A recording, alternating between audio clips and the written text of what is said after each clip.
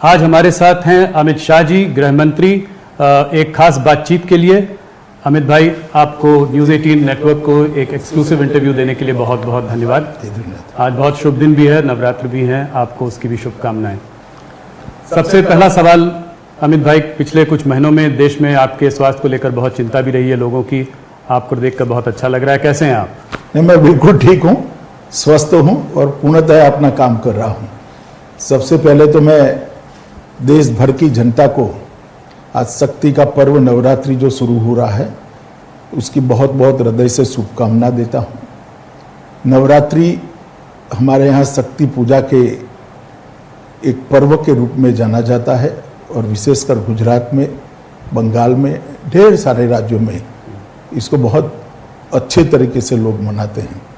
मैं साथ में इतना भी कहना चाहूँगा कि इस नवरात्रि पर्व को हम सावधानियों के साथ मनाएं और सरकार की जो सूचनाएं हैं उसका बिल्कुल अनुशंसाओं का पालन करते हुए मनाएं, जिससे कोरोना महामारी पर विजय प्राप्त करने की जो हमारी लड़ाई है उसमें हम आगे बढ़ पाए। इतनी सावधानी जरूर है। माँ की आराधना जरूर करें, मगर 2 गज का अंतर भी रखें, मास्क भी पहने और स्वच्छता से हाथ को साफ भी करें। बड़े अच्छे संदेश के संग इसकी शुरुआत हुई है। इस वक्त मैंने आपको ठीक 1 साल पहले भी इंटरव्यू किया था, आज ही के दिन, उसके बाद भी इंटरव्यू किया था 4 महीने पहले, पर आज 1 साल पहले आपने हमसे कहा था, जो कि एक बहुत बड़ी खबर भी बनी थी, आपने उस वक्त ऐलान किया था कि आप बिहार का चुनाव नीतीश कुमार के नेतृत्व में लड़ेंगे। और उस वक्त कुछ लोगों ने इस पे कमेंट भी किया, कहा कि ऐसा नहीं है, हो सकता है बीजेपी अकेले जाए, पर आपने उसी 1 साल पहले इसका ऐलान कर दिया था। तो 2015 और आज इसको आप कैसे देखते हैं? उस वक्त आप नीतीश जी के खिलाफ थे, आज आप नीतीश के साथ हैं, तो इस चुनाव में आपका आंकलन क्या है और आपका प्रेडिक्शन बहुत वो माना जाता है, क्या नंबर लगाएंगे आप कि कितनी सीट जीतेगी? देखिए, हमने जब से नीतीश कुमार जी के साथ हमारी सरकार बनी तब से भारतीय जनता पार्टी ने फैसला किया था कि बिहार का जो 2020 का चुनाव है वो हम नीतीश कुमार जी के नेतृत्व में लड़ेंगे। और ये सार्वजनिक रूप से, पहले मैं पार्टी अध्यक्ष था तब मैं, और अब नड्डा जी ने भी कहा है, इसमें कोई 2 राय नहीं है, 2 मत नहीं है। मैं आज फिर से दोहराना चाहता हूं कि चुनाव बिहार में श्री नीतीश कुमार के नेतृत्व में लड़ा जा रहा है और नरेंद्र मोदी जी एनडीए के सर्वमान्य प्रमुख नेता हैं, उनके नेतृत्व में लड़ा जा रहा है। तो जो कुछ भी भ्रांतियां फैलाने का प्रयास कर रहा है, मैं आज इस पर बड़ा फुल स्टॉप लगाना चाहता हूं। नीतीश कुमार ही बिहार के अगले मुख्यमंत्री होंगे। अगर भारतीय जनता पार्टी की सीट ज्यादा आएंगी तब भी? देखिए, अगर मगर का सवाल ही नहीं है। एनडीए को 2/3 बहुमत मिलने जा रहा है और नीतीश कुमार जी मुख्यमंत्री बनेंगे। तो ये आपका प्रेडिक्शन है? जी। इसमें अगर बीजेपी की ज्यादा सीटें आएंगी तो भी मुख्यमंत्री नीतीश जी ही बनेंगे? देखिए राहुल जी, कुछ कमिटमेंट इस प्रकार के होते हैं जो सार्वजनिक तौर पर किए जाते हैं और उसकी पालना होती है। इस चुनाव में एक अलग मुद्दा जो उठकर आ रहा है वो है चिराग पासवान जी का। पहले वो आपके साथ थे, अब वो आपके साथ नहीं है। कुछ लोग कह रहे हैं वो अभी भी साथ में है। कल ही मैं उनका स्टेटमेंट देख रहा था, कह रहे थे कि मैं अपना सीना चीर के अगर दिखाऊं तो उसमें मोदी जी बसे हुए हैं। तो अगर ऐसा है तो फिर वो आपके साथ क्यों नहीं है? 143 सीटों पर चुनाव लड़ रहे हैं। अब मेरे साथ क्यों नहीं है, हमारे साथ क्यों नहीं है, इसका जवाब तो चिराग जी ही दे सकते हैं। मगर मैं पहले, बहुत दुखद घटना अभी अभी हुई, श्री रामविलास जी हमारे साथ नहीं रहे जी। और रामविलास जी समाजवादी आंदोलन की उस पीढ़ी के कार्यकर्ता थे जिन्होंने सामाजिक न्याय के लिए बहुत बड़ा काम किया। लगभग 5 दशक तक देश की राजनीति को वो योगदान करते रहे और बिहार के ही थे और खास कर दलितों के लिए बहुत बड़े नेता रहे। मैं श्री रामविलास पासवान जी को श्रद्धांजलि देना चाहता हूं। और जहां तक लोजपा भाजपा जदयू के गठबंधन का सवाल है, भाजपा की ओर से, जदयू की ओर से लोजपा को उचित जो बनती थी वो सीटों को कई बार ऑफर किया गया, कई बार नेगोशिएशन भी किया गया। अभी अभी मैंने अखबार में पढ़ा कि मैंने नहीं कहा, उन्होंने नहीं कहा, ये भी सच नहीं है। मेरी भी चिराग भाई के साथ कई बार बात हुई कि इतनी सीट बनती है, इतनी सीटों पर आप मान जाइए, और अगर कुछ है तो नेगोशिएशन के लिए आइए। कितनी सीट दी थी आपने?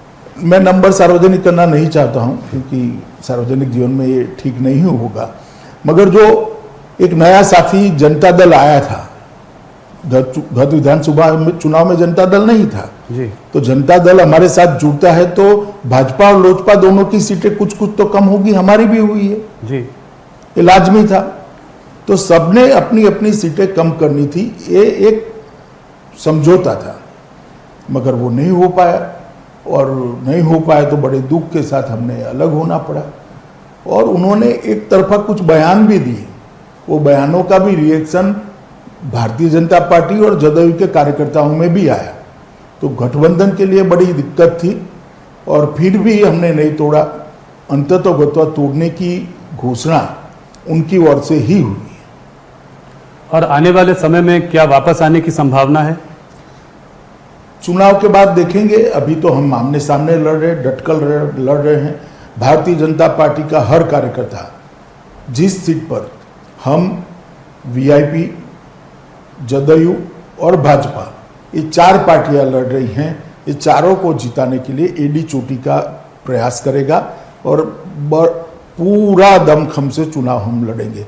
इसी प्रकार से अन्य दल के कार्यकर्ता भी जहां भाजपा लड़ रही है वहां उसको जिताने का प्रयास करेंगे। और सामाजिक समीकरण हमारा बहुत अच्छा बन गया है, एक डिसिप्लिन वे में एनडीए आगे बढ़ रहा है। मुझे लगता है कि हम बहुत अच्छे नतीजे प्राप्त करेंगे। आपको ये नहीं लगता कि इनके जाने से कुछ वोट बैंक में आपके कटौती हो सकती है? देखिए, साथी जाने का दुख भी होता है, साथी जाने का नुकसान भी होता है, मगर जब आपके हाथ में बात ही न हो तो आप क्या कर सकते हो। इसके सामने हमारे पास वीआईपी पार्टी आई है जो पिछड़े वर्ग के बड़े वर्ग का समर्थन करती है, समर्थन उसको प्राप्त है। मांझी जी भी आए हैं, तो कुल मिलाकर हमारा गठबंधन सामाजिक रूप से बहुत मजबूत गठबंधन है। और मुझे लगता है कि बिहार की जनता समझ रही है कि गठबंधन नहीं हुआ उसमें दोष किसका है। तो आप ये कह रहे हैं कि चुनाव एक बार हो जाएं, उसके बाद चिराग पासवान जी के वापस आने की संभावना बन भी सकती है उस वक्त? मैंने ऐसा नहीं कहा, मैंने कहा चुनाव के बाद देखेंगे, परंतु चुनाव में 2/3 बहुमत से हमारा गठबंधन विजयी होगा, सरकार बनाएगा जिसके मुखिया नीतीश जी होगा।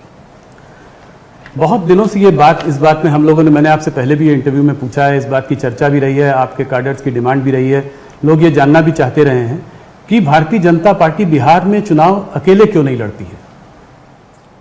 देखिए,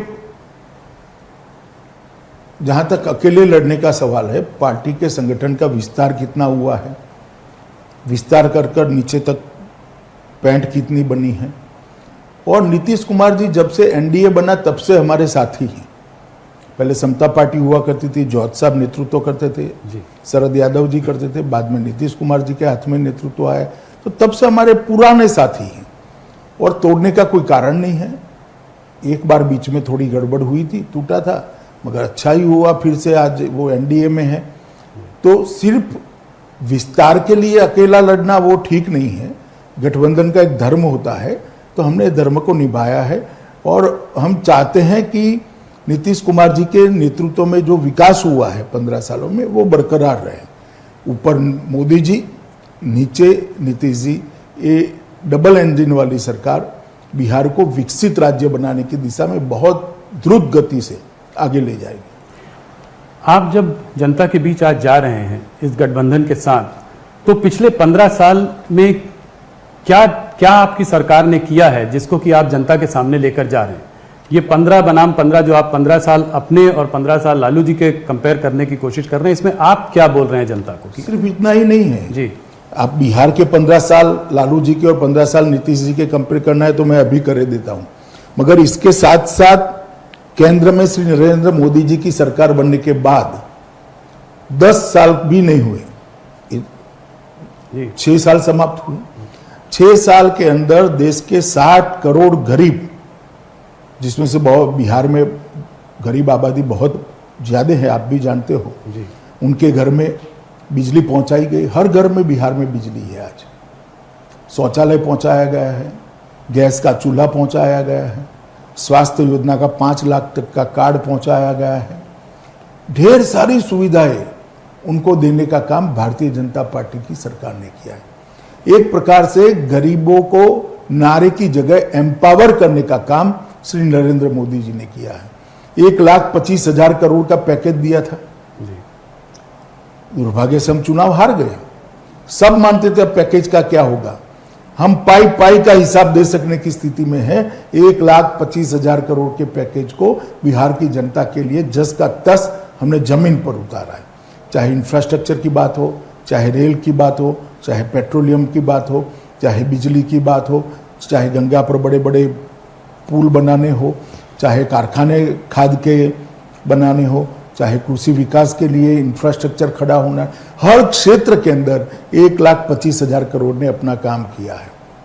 और बिहार को अतिरिक्त राशि भी दी गई है।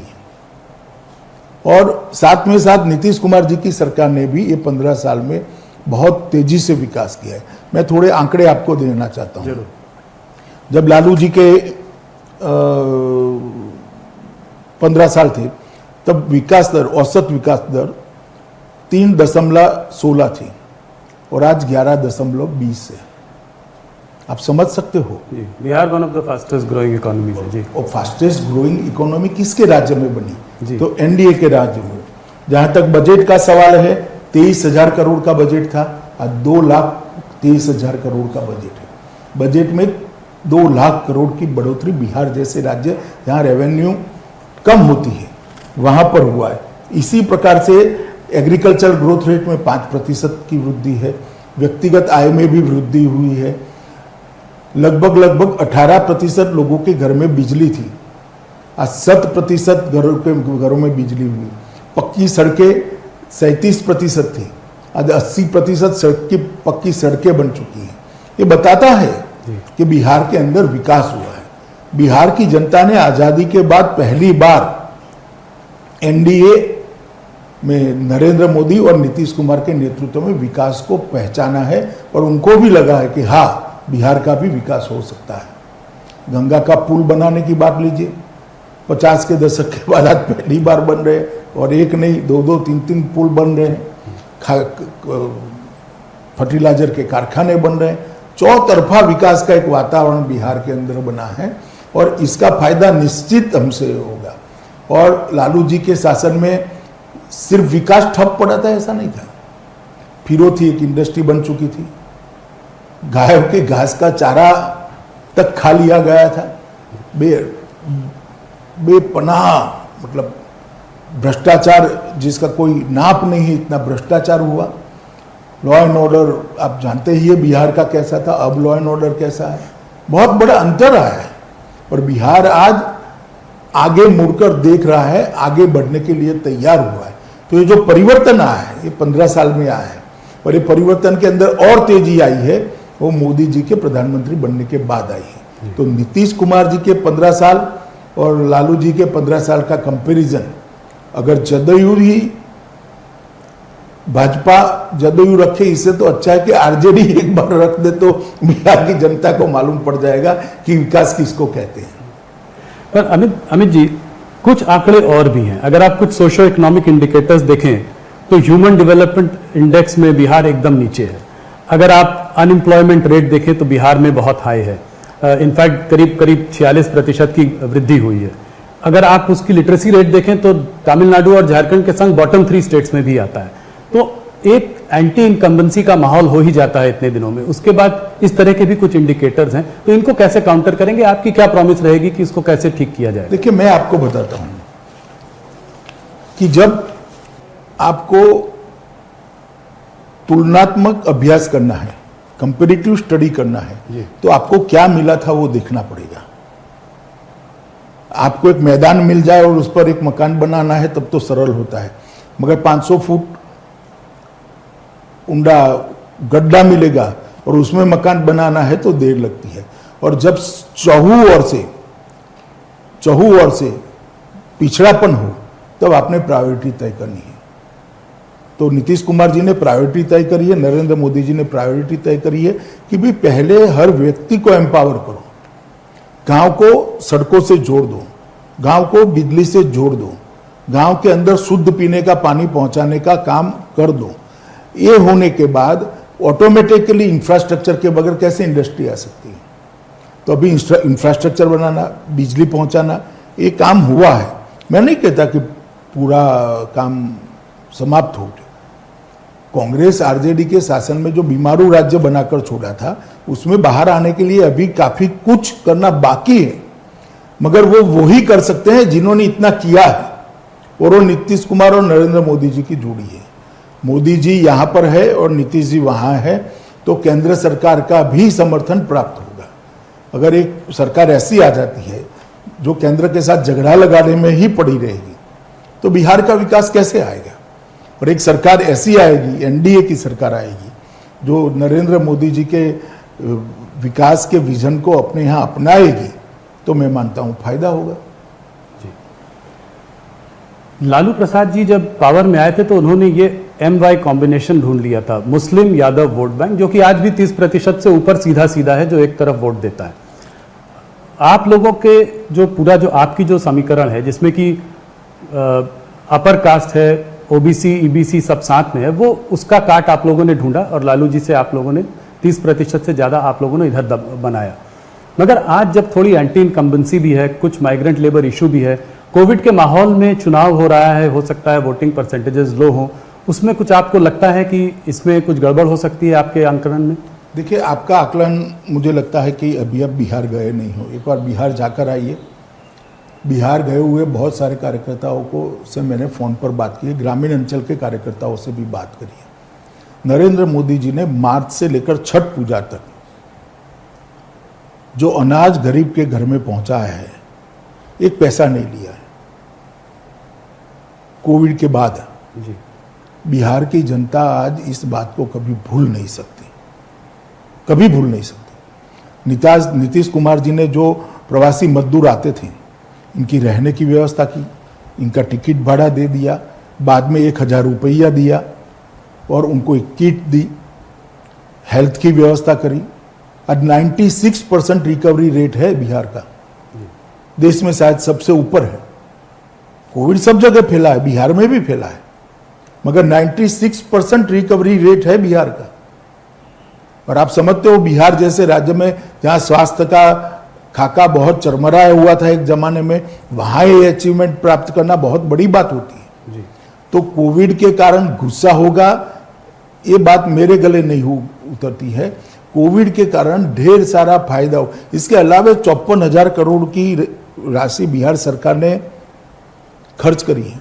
मोदी जी ने हर जनधन अकाउंट में गरीब के घर में पैसा भेजा है, हर किसान के अकाउंट में 6,000 रुपया भेजा है, हर दिव्यांग के घर में पैसा भेजा है, और वो कोविड के समय में उसका जीवन यापन के लिए सहारा बना हुआ है।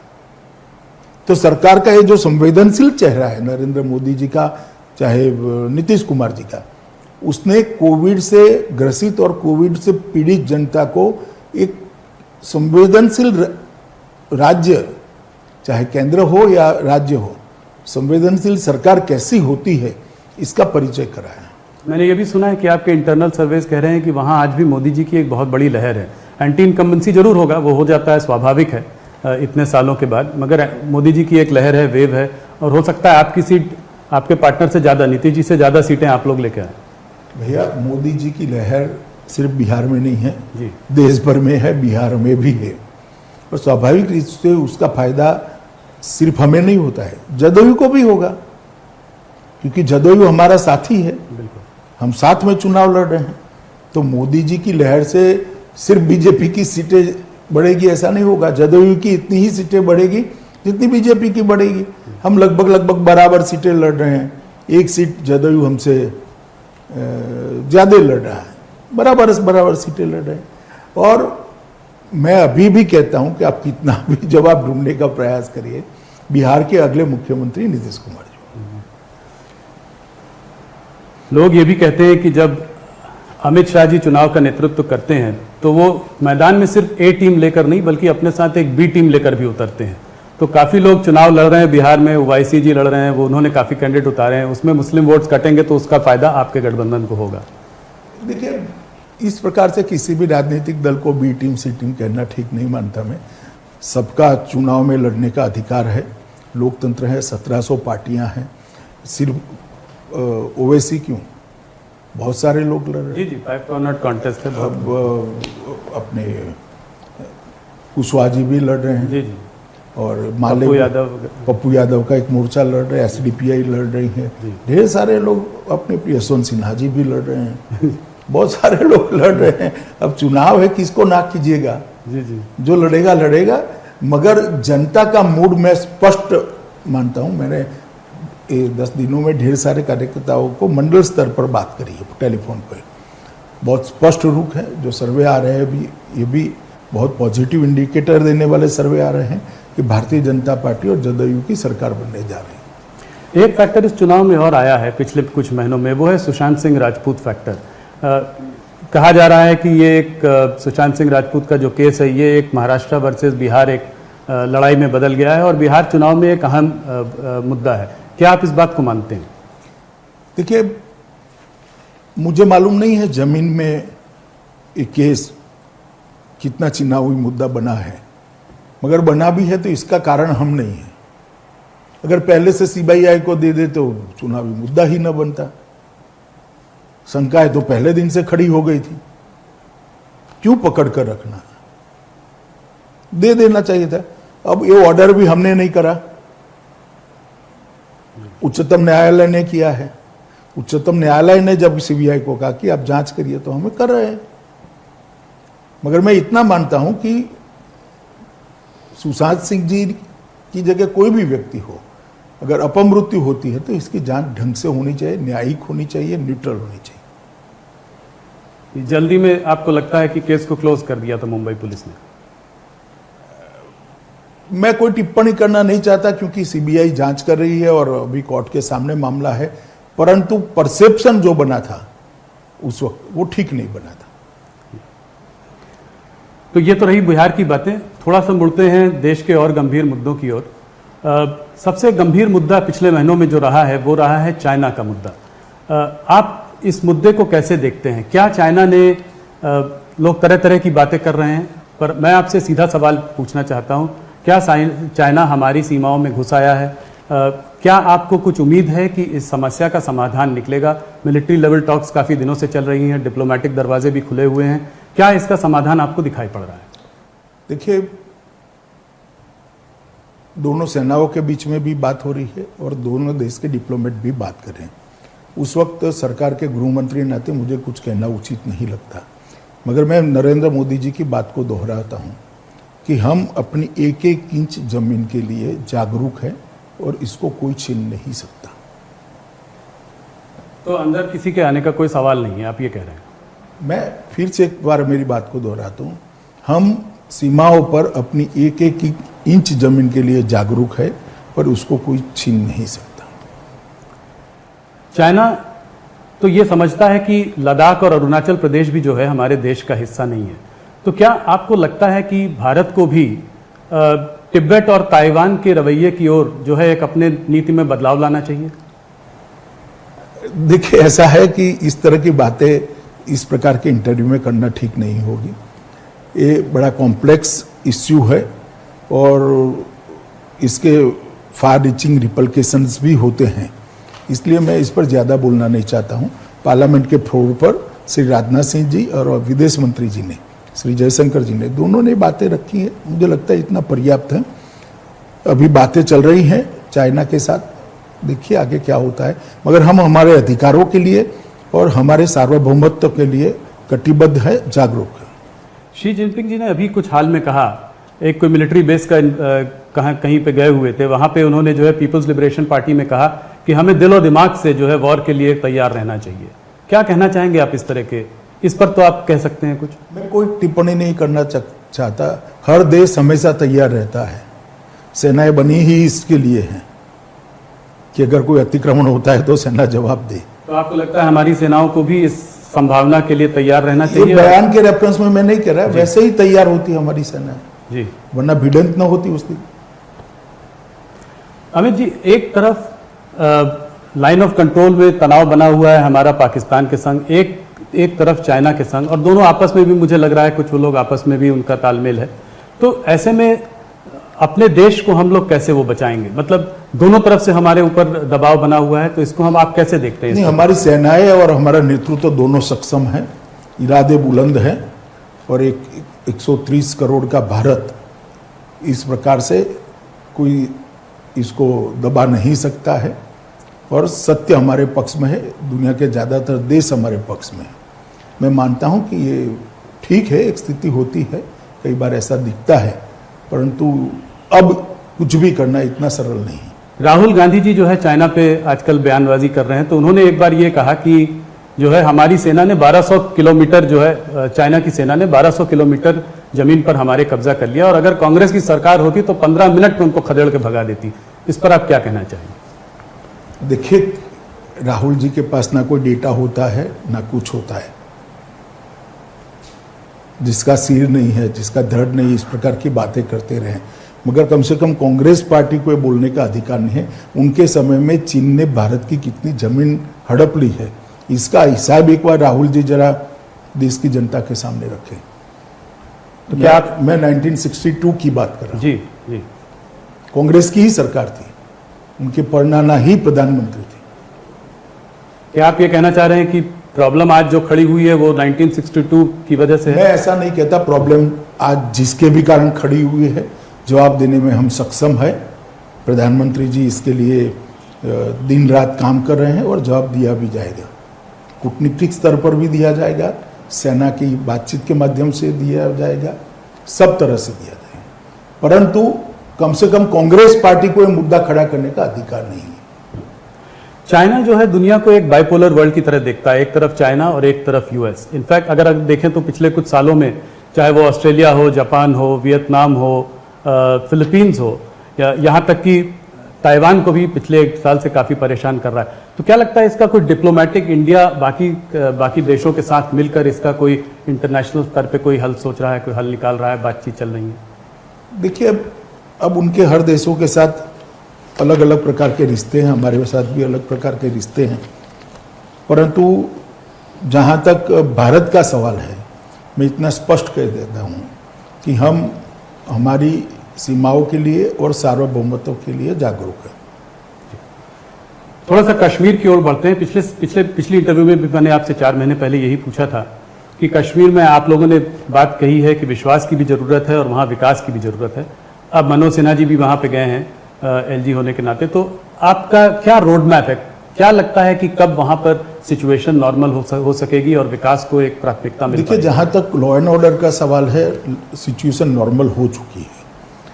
विकास के लिए काफ़ी कुछ होना चाहिए था अब तक, मगर कोविड वहाँ पर भी था, कोविड की दिक्कतें वहाँ पर भी थी, और स्वाभाविक रूप से भारत सरकार का भी फोकस कश्मीर समेत पूरे देश के कोविड के रोकथाम में था। मुझे लगता है कि अब मनोज जी गए हैं और मनोज जी ने शुरुआत बहुत अच्छी करी है, और विकास नीचे तक पहुंचाने की शुरुआत भी करी है। चाहे प्रधानमंत्री आयुष्मान भारत का कार्ड पहुंचाना हो, हर गांव में पानी पहुंचाना, ये सारी योजनाओं को द्रुत गति से हम आगे, इंफ्रास्ट्रक्चर के प्रोजेक्ट में भी बहुत बड़ी हमने रुके हुए प्रोजेक्टों को बहुत तेज गति से आगे बढ़ाया है।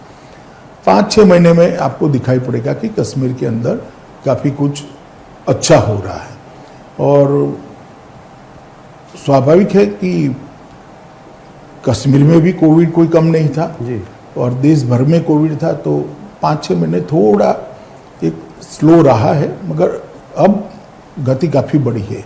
विगत 1-1.5 महीने में बहुत परिवर्तन आया है। फारूक अब्दुल्ला और महबूबा मुफ्ती का साथ में आकर ये कहना कि आर्टिकल 370 को दोबारा लागू किया जाए, ये तो समझ में आता है। हाल ही में चिदम्बरम जी ने कहा है कि कांग्रेस का ये स्टैंड है कि 370 को रेस्टोर करना चाहिए, स्पेशल स्टेटस कश्मीर में वापस आना चाहिए। क्या कहना चाहेंगे आप इस बारे में? तो कांग्रेस पार्टी ने पार्लियामेंट में भी ये स्टैंड लिया था कि 370 नहीं जानी चाहिए, मगर मेरा तो विनंती है कि राहुल गांधी और सोनिया गांधी चिदम्बरम जी का जो स्टेटमेंट है, इसको एक बार एंडोर्स कर दे जरा, तो देश की जनता को मालूम पड़े। चिदम्बरम जी का जो स्टेटमेंट है उसको राहुल गांधी और उन्होंने तो कांग्रेस की तरफ से ही बोला है, उन्होंने कहा ये तो कांग्रेस का मत है। फिर भी राष्ट्रीय अध्यक्षा ने इसको रिपीट करना चाहिए, राहुल जी ने भी रिपीट कर देना चाहिए। डिलिमिटेशन की प्रक्रिया जारी है कश्मीर में। आप ये जरा सा बताएं कि ये स्टेटहुड का जो दर्जा देने की बात थी, इसमें आपका क्या रोड मैप है, कितना समय लगेगा, कुछ इसका अगर अंदाज दे सकें। देखिए, समय के बारे में तो कुछ कह नहीं सकते, परंतु ये निश्चित है। पार्लियामेंट के फ्लोर पर मैंने भी कहा है, प्रधानमंत्री जी ने भी कश्मीर को जब संबोधित किया तब कहा था कि स्टेटहुड दिया जाएगा, और ये हमारा वादा है, इसमें से मुकरने का कोई सवाल नहीं खड़ा होता। पर बहुत लंबा समय नहीं लगेगा। मैं नहीं मानता लंबा समय जिसको कहते हैं ऐसा लगेगा, परंतु प्रायोरिटी विकास है। सबसे पहले विकास, उसके बाद इस पर भी विचार किया जाएगा। मगर आप ये कह रहे हैं कि बहुत लंबा समय नहीं, इसको भी देखा जाएगा और जल्दी ही लागू किया जाएगा। कुछ हिंदू संगठन जो है अब मथुरा में कृष्ण जन्मस्थान की बात कर रहे हैं, कह रहे हैं कि जो औरंगजेब ने जो वहाँ मस्जिद जो बनाई थी उसको भी हटाकर वहाँ पर भी मंदिर बनाया जाना चाहिए। इसमें आपकी सरकार और आपकी पार्टी का क्या मतलब? हमारी सरकार का कोई रोल नहीं है, ना पार्टी की प्रतिक्रिया हो सकती है। ये कुछ संगठनों ने अपनी ओर से बात करी है और कोर्ट में गए हैं। ना कोर्ट में हम पार्टी है, ना कहीं पर भी पार्टी है। मैं इस पर कोई टिप्पणी करना नहीं चाहता हूँ। तो राम जन्मभूमि जैसे आप लोगों ने वो किया था, इसको आगे आप सरकार या पार्टी की तरफ से? राम जन्मभूमि हमारा एजेंडा था जी, ये एजेंडा नहीं, और उसको लेकर हम सालों तक एक आंदोलन किए थे। अभी जो संगठन गए हैं वो स्वतः गए हैं, और इसमें ना हम पार्टी है, ना इस पर मैं कोई टिप्पणी करना चाहता हूँ। अभी हाल ही में असम की सरकार ने कुछ मदरसों के लिए खर्चे बंद कर दिए, तो उस पर कांग्रेस ने जो है बहुत जोर शोर से हल्ला किया और कहा कि सरकार जो है कुंभ पर तो इतना खर्चा करती है और यहाँ पे खर्चे बंद कर दिए। इसके बारे में आप क्या कहेंगे? मुझे लगता है शायद मॉडर्नाइजेशन की बात है, मैंने डिटेल मंगाई है जी, मगर मॉडर्नाइजेशन से जुड़ा हुआ कोई प्रॉब्लम है, मैं अभी एकदम स्पष्ट नहीं हूँ। मैंने कल ही डिटेल मंगाई है, वहाँ से डिटेल आने के बाद ही मैं कुछ कह सकता हूँ। अमित जी, एक चीज़ जो कि मैंने एक आध इंटरव्यू में पहले भी कही थी और ये आपने इसमें बहुत चर्चा भी की थी। आपसे मैंने एक बार पहले भी पूछा था कि ये भारतीय जनता पार्टी और शिवसेना में दरार पड़ गई है, अपने अपने रास्ते चले गए हैं, तो आपने मुझसे कहा था कि भारतीय जनता पार्टी कभी शिवसेना से दूर नहीं जाना चाहती थी, क्योंकि ये बहुत पुराने एनडीए के सदस्य थे। अब इधर बीच अकाली दल भी जो है एनडीए से उसने अपना रिश्ता नाता तोड़ दिया है, तो क्या इसको आप देखते हैं कि अब एनडीए जो है क्रम्बल कर चुका है? अब ये आज की पॉलिटिकल वास्तविकता में एनडीए का कोई स्थान नहीं है? ये ऐसा नहीं है। देखिए, 30 से ज़्यादा पार्टियां हैं, और जहाँ तक शिवसेना और अकाली का सवाल है, हमने किसी को नहीं निकाला। अकाली उन्हें हमारा साथ छोड़ दिया और शिवसेना ने हमारा साथ छोड़ दिया, हम क्या कर सकते हैं? तो क्या आपको लगता है कि कभी वापस भी आ सकते हैं? जैसे शिवसेना से कभी हाथ दोबारा मिलाया जा सकता है? इसका ये दरवाजा खुला है या नहीं? मैं कोई ज्योतिषी तो नहीं हूँ, मगर अभी तो वो कृषि बिल पर अड़े हैं जी, पर भारतीय जनता पार्टी की ओर से दरवाजा बंद नहीं है। नहीं, ऐसा कोई दरखास्त ही नहीं है, तो दरवाजा बंद खुला रहने का कोई सवाल नहीं है। नहीं, मतलब आपके मन में ये नहीं है कि अब नहीं, अब कभी इनके साथ वापस नहीं जाना, ऐसी कोई बात नहीं? देखिए, ऐसी बात नहीं है। उनका मुद्दा विशेषकर कृषि बिल है, जो अभी रिफॉर्म्स किए गए कृषि क्षेत्र के अंदर। मैं आपके माध्यम से देश भर की जनता को और विशेषकर किसान भाइयों को इतना जरूर कहना चाहता हूं कि विपक्ष के द्वारा देश के किसानों को भड़काया जा रहा है। ये कृषि बिल है क्या? आज देश अपनी उपज, अपना जो उत्पादन है, पूरा मंडियों में बेचता है, आड़तियों के माध्यम से बेचता है, तो उसको एक ही मंडी का रेट उपलब्ध होता है। अब बिल क्या लाया है कि वो मंडी के बाहर भी बेच सकता है। इसका मतलब ये नहीं कि मंडी बंद हो जाएगी। जहर ये फैलाया जा रहा है कि मंडियां बंद हो जाएगी। मंडी बंद होनी ही नहीं है। दूसरा जहर फैलाया जा रहा है कि एमएसपी बंद कर देंगे जी, कि एमएसपी रजीम बंद हो जाएगा इससे। एमएसपी बंद करने की कोई बात ही नहीं है। इस बार परचेज भी चालू होगा खरीफ का, क्योंकि लाखों टन पंजाब में धान खरीदना शुरू हो गया, हरियाणा में शुरू हो गया। पंजाब हरियाणा में सबसे बड़ा मुद्दा यही है, उनको डर ये लग रहा है कि एमएसपी बंद। मगर बिल में कोई मुझे बता दे कि एमएसपी बंद करने की बात कहां पर है। एक किसानों को भड़काने की बात है, और इसीलिए आंदोलन उठ नहीं रहा है। देखिए, एमएसपी बंद करी ही नहीं है, ना करने का सवाल है। उल्टा हमने तो स्वामीनाथन कमेटी की सिफारिशों को अमल में लाया जी 50% प्रॉफिट वाली, और इसके कारण हर सीजन में एमएसपी के दाम बढ़ते जा रहे हैं, किसान को फायदा हो रहा है। मगर एमएसपी से ज्यादा भी अगर कोई आटे की मिल वाला गेहूं का दाम देता है तो किसान क्यों नहीं बेच सकता उसको? किसान को ये ऑप्शन उपलब्ध होना चाहिए या नहीं होना चाहिए? जी तो हम तो ऑप्शन दे रहे हैं, और अगर एमएसपी से कम दाम है तो किसान भला क्यों प्राइवेट प्रायोरिटी को देगा? वो जरूर एपीएमसी में चला जाएगा। जरूर। और जब ई मंडियां बनने लगी है, देश भर की मंडियां ऑनलाइन आ गई है, युवा किसान अपने मोबाइल से रेट देखता है, वो घर पे रुक जाता है, मंडी में नहीं जाना है, यहाँ तो रेट कम मिल रहा है। और तीसरा, कॉन्ट्रैक्ट फार्मिंग के बारे में कहते हैं कि भाई किसान कहाँ, बड़ी बड़ी कंपनियां होगी, औने पौने दाम में खरीद दिया जाएगा, ये कर दिया जाए, वो कहाँ वकील रखेगा? किसान ये कॉन्ट्रैक्ट में से किसी भी समय पर, किसी भी स्तर पर एक तरफा कॉन्ट्रैक्ट छोड़कर निकल सकता है। तो कॉन्ट्रैक्ट फार्मिंग का कॉन्ट्रैक्ट कंपनियों के लिए बाध्य है, किसान के लिए नहीं है। ये तीनों मुद्दे किसानों को बताने की जगह इसमें पॉलिटिक्स कर रहे हैं, कांग्रेस पार्टी हो या अकाली दल हो या और पार्टियां हो।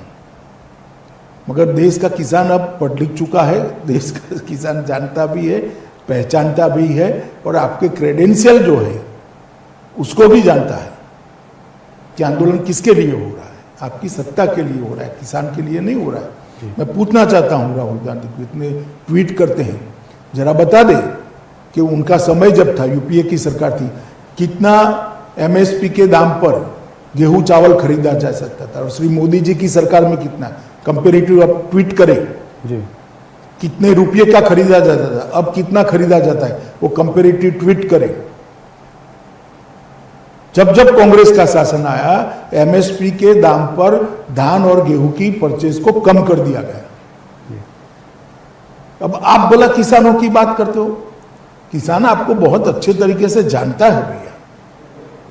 कुछ तो मिडिलमैन भी इसमें जो है उनको भी काफी घाटा और परेशानी हो रही है। पैसा भी किसान का ही जा रहा है अंततोगत्वा तो जी, ये पैसा सीधा किसान के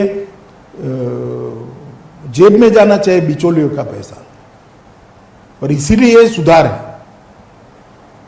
देखिए राहुल जी, मैंने पहले भी किया था कि नरेंद्र मोदी सरकार लोगों के लिए अच्छे हो ऐसे फैसले लेती है, अच्छे लगे ऐसे फैसले नहीं लेती है, और ये फैसला किसानों के लिए अच्छा फैसला है, किसान के भविष्य को सुधारने वाला फैसला है।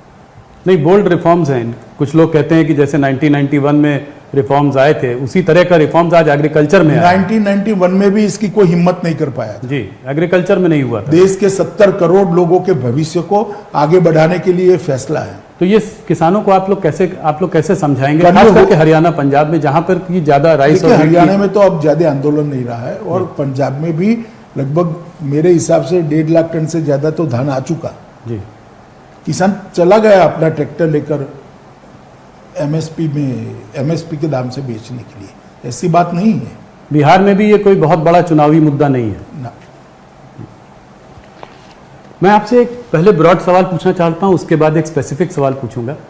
मुझे लगता है कि देश में जैसे हाथरस का मुद्दा है, ये कोई हाथरस में कोई ऐसी बात तो नहीं है कि ये चीज़ हाथरस में हुई हो, चाहे यूपी हो, बिहार हो, मध्य प्रदेश हो, और भी तमाम प्रदेश हो हमारे देश में। रेप का मुद्दा एक बहुत बड़ा मुद्दा रहा है, सिक्योरिटी का मुद्दा, लॉ एंड ऑर्डर का मुद्दा बहुत बड़ा मुद्दा रहा है। क्या आपको लगता है कि देश में एक लार्जर पुलिस रिफॉर्म्स की ज़रूरत है? नहीं, देखिए, रिफॉर्म की जरूरियात को कोई इनकार नहीं करता, मगर आप मुझे बताइए, हाथरस में भी रेप होता है और जयपुर में भी, राजस्थान में भी होता है, टूल क्यों सिर्फ हाथरस को मिलता है? कारण क्या है? किसी दुर्भाग्यपूर्ण घटना को जी, राजनीतिक रंग देना कितना उचित है? और अपराधी उसी दिन पकड़े गए हैं, उसी दिन तीनों अपराधियों को धर लिया गया है, जेल में है आज। असल में मुझे लगता है कि रातों रात बॉडी को वो क्रिमेशन कर देना वो शायद वो भी जांच आयोग बिठा है जी, उसमें भी सस्पेंड भी किया अरे कमेटी बनाई है जी, सस्पेंड किया है और अब पूरी की पूरी जांच ही सीबीआई को ट्रांसफर कर दी गई है जी। मगर किसी चीज को बढ़ाकर राजनीति करना मुझे लगता है इस प्रकार के मामलों में नहीं करना चाहिए। पर आप ये मानेंगे कि यूपी गवर्नमेंट ने थोड़ी बहुत मिसहैंडलिंग उसमें की है? इसमें थाने लेवल पर गवर्नमेंट नहीं होती है, कुछ अधिकारी होते हैं और मैं मानता हूं योगी जी ने एसआईटी बनाकर उचित ही काम किया है। जो एसआईटी इसकी डिटेल जांच करेगी, रिपोर्ट भी आएगी और कठोर कदम भी उठाए जाएंगे रिपोर्ट के अनुसार। महाराष्ट्र में जहां पे शिवसेना और भारतीय जनता पार्टी में बहुत ज़्यादा तनाव, बहुत ज़्यादा लड़ाई चल रही है पिछले कुछ महीनों से, वहाँ के गवर्नर भगत कोश्यारी जी ने कहा उद्धव ठाकरे जी से कि आप कब से सेक्युलर हो गए। अभी उनका कुछ दिनों पहले का बयान है। इस बयान को राज्यपाल से ये बयान आ रहा है, इससे आप पार्टी कैसे देखती है, इसको आप कैसे देखते हैं? देखिए, मैंने पत्र पढ़ा है और एक पासिंग रेफरेंस उन्होंने दिया है, मगर मुझे भी लगता है कि थोड़ा शब्दों का चयन टाला होता तो अच्छा होता। सुशांत सिंह राजपूत पर मैं वापस एक बार आना चाहता हूं, सिर्फ इसलिए क्योंकि जो मीडिया का एक नैरेटिव हो गया है वो काफ़ी श्रिल हो गया। मैं हर बार आपसे एक बार मीडिया पे सवाल पूछता हूं, मुझे लगता है एक मीडिया का नैरेटिव श्रिल हो गया है, घंटों तक यही कहानी चलती रही है। जरूर बहुत दुर्भाग्यपूर्ण घटना थी, मगर जिस तरीके से उसको चलाया गया है, मीडिया ट्रायल भी हो गया है उसका, इतने दिनों से चल रहा है, जो नैरेटिव पूरा श्रिल हो रहा है। गवर्नमेंट ने इतना अच्छा काम किया है पिछले इतने महीनों में, पर पूरे दिन जो है एक ही मुद्दे को करीब 10-12 घंटे चलाया गया है। आप ये बदलते हुए नैरेटिव को कैसे देखते हैं और आप क्या कहना चाहेंगे कि हम लोगों को क्या इसमें करना चाहिए? राहुल, इसका तो जवाब मुझसे अच्छा आप दे सकते हो जी। देखिए भाई, मीडिया ट्रायल नहीं होनी चाहिए, मेरा ऐसा बहुत स्पष्ट मानना है। हाँ, कहीं लिपापोती होती हो, घोताही होती है तो जरूर कान पकड़ना चाहिए, अधिकार है मीडिया का और फर्ज भी है, परंतु सिर्फ टीआरपी के लिए बात को बढ़ाना मुझे लगता है उचित नहीं है। और किसी भी घटना में अगर किसी भी प्रकार की लिपापोती होती तो इसको स्पेसिफिक बताना वो मीडिया का धर्म होना चाहिए। अभी कार में बैठे, कार से निकले, 5 मिनट में पहुंचेंगे, दाया पैर बाहर रखा, बिल्कुल। अरे भाई, इस प्रकार से अगर करेंगे तो मुझे लगता है कि न्याय के काम में भी बाधा आती है। जी। इस पूरे मुद्दे में जो एक और अलग मुद्दा निकल कर आया है, ये सुसाइड है या और कुछ है, अबेटमेंट टू सुसाइड है, ये तो बातें पता चलेंगी। मुंबई पुलिस ने तो केस क्लोज कर दिया था, सीबीआई ने अभी इसकी जांच कर रही है। मगर बॉलीवुड में एक ड्रग्स का मुद्दा जो है सामने खुलकर आया है, इसको आप कैसे देखते हैं? देखिए, मैं ड्रग के मुद्दे को बॉलीवुड से जोड़कर नहीं देखना चाहिए। ड्रग एक खतरनाक दूषण है, नासूर है, इसको जितनी हो सके उतना जल्दी समाप्त कर देना चाहिए। ये 1.5-2 साल में ड्रग पर काफ़ी कठोर कदम उठाए गए हैं, नतीजे भी बहुत अच्छे मिले हैं, मगर मैं आपको इतना आश्वस्त करना चाहता हूँ, मोदी जी के नेतृत्व में ड्रग का कारोबार भारत के अंदर करने वालों को बहुत दिक्कतें आएगी। इस प्रकार का कानूनी बदलाव, ढांचागत बदलाव, इंफ्रास्ट्रक्चर भी हम बदल रहे हैं और इसके लिए इतनी मुस्तैदी के साथ उनको मैन पावर भी दे रहे हैं। आने वाले दिनों में इस पर बहुत बड़ा परिवर्तन देखने को मिलेगा। जहाँ तक बॉलीवुड का सवाल है, अब एनसीबी की जांच में जो निकलता है वो निकलेगा, परंतु इसको कोई एक सेक्टर्स के साथ जोड़ना ठीक नहीं होगा। पर चाहे कोई भी इसमें, जब आप बात कर रहे हैं कि इसमें चाहे कितना भी बड़ा आदमी हो, कोई भी इन्वॉल्व हो, सबके अगेंस्ट एक्शन हो। देखिए, छोड़ना तो किसी को नहीं चाहिए। जी। मैं थोड़ा सा वेस्ट बंगाल के बारे में बात करना चाहता हूँ। पिछली बार भी मैंने बात की थी, इलेक्शन आने वाला है अगले 6 महीनों में। आप बंगाल की स्थिति को आज कैसे देखते हैं? देखिए, बंगाल में कानून और व्यवस्था चरमराई हुई है। अम्फान तूफान आया, पूरी राहत इधर उधर अनाप शनाप घोटालों में चली गई। जो यहाँ से अनाज भेजा गया वो भी घोटालों में तितर बितर हो गया। कोरोना के लिए भी जिस प्रकार की पर्याप्त व्यवस्था होनी चाहिए थी वो नहीं हुई। भ्रष्टाचार अपनी चरम सीमा पर है। कानून और व्यवस्था तितर बितर हो गई है। घुसपैठ बेरोक टोक चालू है। बम बनाने के कारखाने हर जिले में मिलते हैं। स्थिति बहुत खराब है। और सबसे चिंताजनक बात लोकतंत्र के लिए है कि विपक्ष के कार्यकर्ताओं पर जिस प्रकार के मुकदमे और हत्याएं हो रही हैं, मैं मानता हूं कि ये भारत के किसी और राज्य में अब दिखाई नहीं पड़ता। एक जमाने में केरल में होता था, परंतु अब तो वहां पर भी काफी अंकुश आया है। तो आपका क्या अनुमान है, भारतीय जनता पार्टी को क्या उम्मीद है इलेक्शन में अगले साल? हम डटकर लड़ेंगे और मुझे भरोसा है कि इस बार बंगाल में परिवर्तन होगा। भारतीय जनता पार्टी की सरकार नरेंद्र मोदी जी के नेतृत्व में बनने जा रही है। कोई चेहरा आपके दिमाग में है जिसको कि चीफ मिनिस्टर प्रोजेक्ट किया जाएगा? वो तो हो भी सकता है, मगर अभी तो बंगाल की जनता तृणमूल कांग्रेस को हटाना चाहती है, वो मुख्य बात है। आपके साथी जो हैं, जो कि बंगाल को देखते हैं या बंगाल में हैं, जैसे कि कैलाश विजयवर्गीय, बाबुल सुप्रियो, इन्होंने ये तक मांग की है कि वहां पे प्रेसिडेंट रूल लगाना चाहिए। आपकी इस पे क्या राय है? देखिए, तो पॉलिटिकल पार्टी के नेता है, स्थिति इतनी गंभीर है कि मांग करे वो उनकी जगह पे वाजिब है। जहाँ तक भारत सरकार का सवाल है, हमें संविधान के हिसाब से देखना है। गवर्नर साहब की रिपोर्ट क्या आती है, स्थिति क्या होती है, वो देखकर निर्णय होता है। परंतु भारतीय जनता पार्टी के नेता जो मांग कर रहे हैं, मैं मानता हूं कि स्थिति सच अर्थ में वहां पर गंभीर है। तो इसलिए उनकी मांग मतलब एकदम गलत भी नहीं है? मांग करना गलत नहीं है जी, पर आप ये नहीं कह रहे हैं कि स्थिति अभी ऐसी हुई है कि वहां पे प्रेसिडेंट? मैंने ऐसा नहीं कहा जी। तमिलनाडु के बारे में आप क्या कहेंगे? क्या वहां रजनीकांत से आप हाथ मिला सकते हैं?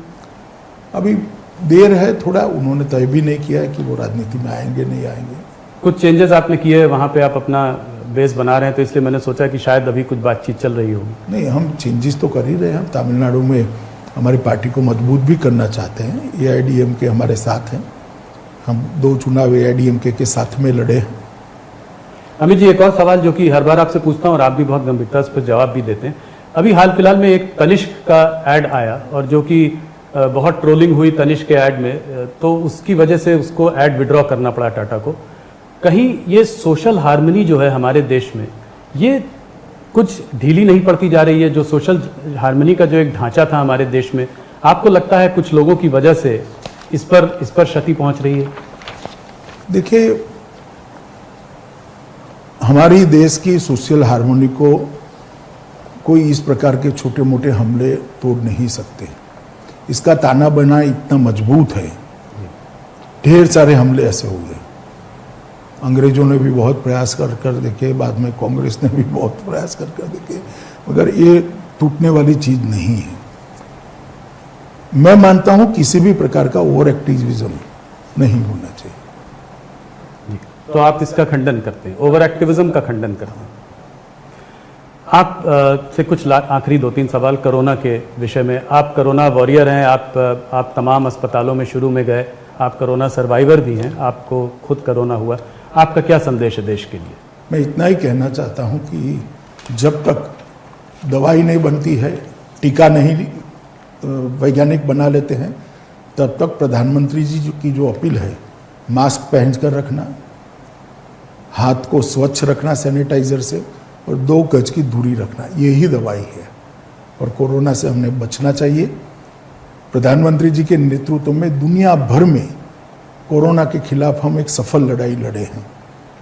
प्रति 10 लाख की आबादी अगर सब आंकड़े देखें, कोरोना पीड़ित लोगों की संख्या, मृत्यु की संख्या और रिकवरी रेट, तो इस सब में भारत 1, 2, 3 में आता है। मैं मानता हूं कि आगे पर कोरोना पर संपूर्ण विजय के लिए भारत की जनता ने कटिबद्ध होना चाहिए। और इसके लिए यही 3 मंत्र हमारे पास है। मास्क पहनकर रखना, सलामत अंतर के साथ ही खड़े रहना और हाथ को स्वच्छ रखना।